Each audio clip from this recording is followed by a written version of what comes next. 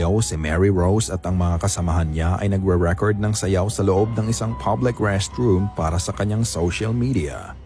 However, TikTok, ah. what they didn't know, magva-viral ang video nila hindi dahil sa sayaw nila, kung hindi dahil sa kababalaghang naganap dito.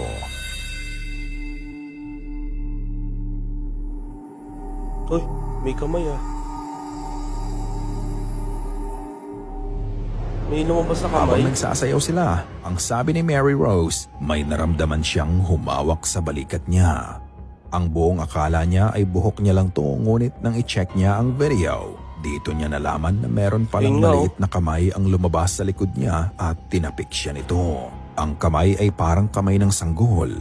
Bukod doon, wala din silang ibang kasama sa restroom nang i-record nila Parang sa ang call video. center to.